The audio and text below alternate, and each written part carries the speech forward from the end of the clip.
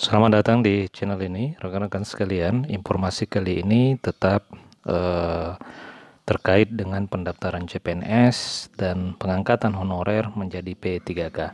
Badan Kepegawaian Negara selaku Panitia Seleksi Nasional kembali memberikan peringatan kepada panitia instansi atau panitia kabupaten, karena memang terkadang kita banyak dirugikan oleh panitia yang ada di kabupaten yang memang tidak sesuai dengan kebijakan-kebijakan yang ditetapkan oleh Panselnas. Informasi selengkapnya ditonton secara lengkap video ini. Rekan-rekan sekalian, sebelum kita membahas hal ini, kepada rekan-rekan yang baru pertama kali menemukan channel ini, jika memang channel ini bermanfaat, silakan tekan tombol subscribe dan nyalakan tombol lonceng agar rekan-rekan sekalian bisa terus mendapatkan informasi, update informasi dan kebijakan terbaru seputar honorer, P3K dan pegawai negeri sipil.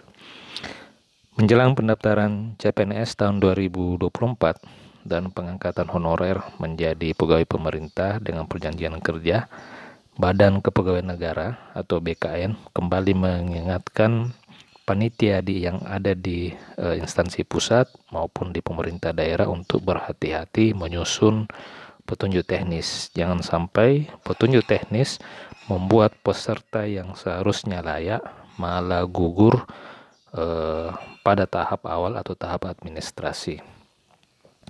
Jadi ini penting buat panitia daerah, ya, panitia yang ada di instansi, agar supaya hati-hati di dalam menyusun petunjuk teknis pendaftaran PNS maupun pengangkatan honorer menjadi P3K.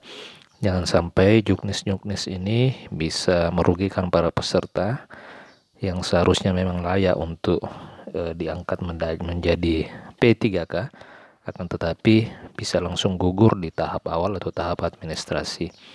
Perlu kecermatan panitia instansi terkait dengan teknis pelaksanaan seleksi pengadaan ASN 2024 termasuk PNS maupun P3K. Itu yang ditegaskan dan diingatkan oleh Deputi Bidang Sistem Informasi Kepegawaian Badan Kepegawaian Negara, Bapak Suharmen. Nah, rekan-rekan sekalian, kecermatan yang dimaksud Deputi Suharto adalah ketika panitia instansi menyusun petunjuk teknis seleksi administrasi agar tidak ada pihak yang dirugikan. Dia berharap panitia berhati-hati betul agar tidak ada kasus orang yang seharusnya eligible atau ternyata tidak lulus administrasi maupun sebaliknya.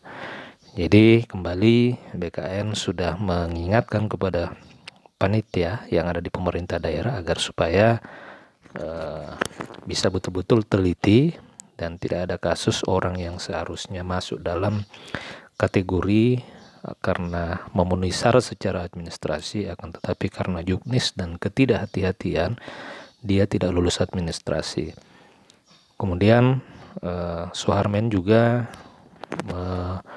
pun menerangkan bahwa peserta yang telah lulus seleksi administrasi pengadaan PNS 2024 dapat memilih untuk mengikuti seleksi kompetensi dasar atau menggunakan nilai pada sertifikat SKD CAT BKN 2023 pada SSCSN. Nah, khusus CPNS, ya rekan-rekan, ini diberikan dua pilihan, yakni apakah menggunakan hasil CAT 2023 ataukah bisa mengikuti ulang seleksi kompetensi dasar yang dilaksanakan pada tahun 2024. Untuk P3K hari ini sampai dengan saat ini belum ada kebijakan yang jelas apakah P3K masih bisa menggunakan hasil seleksi CAT pada tahun 2023 atau tidak. Namun kabar yang beredar bahwa untuk P3K sendiri ini tidak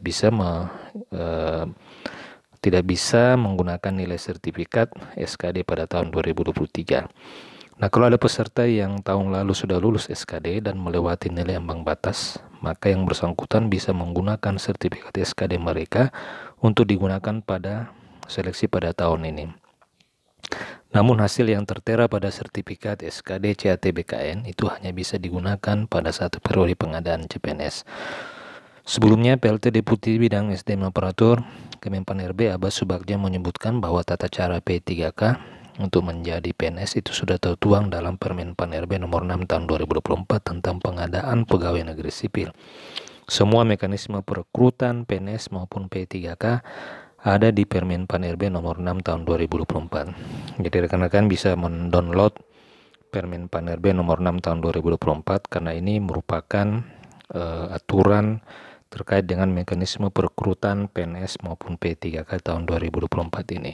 Untuk mekanisme pengadaan PNS, ada regulasi pendukung berupa keputusan Menpan RB 320 tahun 2024 tentang mekanisme seleksi pengadaan PNS tahun anggaran 2024 dan Kepmenpan RB nomor 321 tahun 2024 tentang nilai ambang batas seleksi kompetensi dasar pengadaan PNS tahun anggaran 2024. Nah, melalui kebijakan PNS tahun ini, P3K yang tertarik menjadi PNS juga diberikan kesempatan untuk melamar seleksi CPNS apabila memenuhi syarat.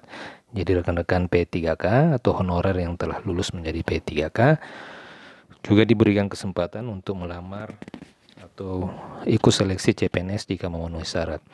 Memenuhi syarat ini diantaranya adalah para P3K ini sudah bekerja selama 1 tahun, harus berusia di bawah 35 tahun, dan mengikuti seleksi kompetensi dasar dan seleksi kompetensi bidang. Aba menegaskan tidak ada pengangkatan langsung menjadi P3K, semua harus melalui prosedur tes komputer assist test Badan Kepegawaian Negara. Jadi penegasan ini rekan-rekan honorer harus ketahui bahwa tidak akan ada pengangkatan secara langsung menjadi P3K. Jadi semua harus melalui tahapan prosedur tes komputer assist test atau CAT yang dilaksanakan oleh Badan Kepegawaian Negara.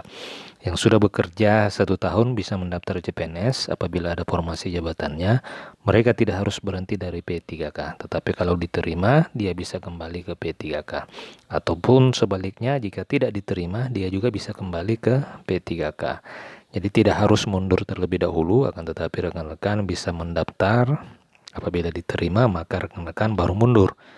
Apabila tidak diterima, maka rekan-rekan masih bisa kembali aktif sebagai P3K.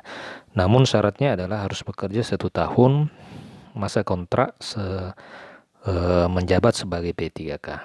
Ia memaparkan bahwa arah kebijakan pengadaan ASN 2024 ini masih fokus pada pelayanan dasar, penyelesaian tenaga honorer.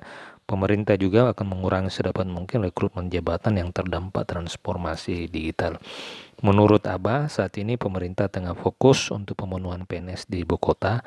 Oleh karena itu, seleksi CPNS 2024 diutamakan untuk merekrut talenta-talenta terbaik di IKN. Demikian rekan-rekan informasi kali ini. Jika ada pertanyaan dan tanggapan, silakan tuliskan di kolom komentar. Sampai jumpa di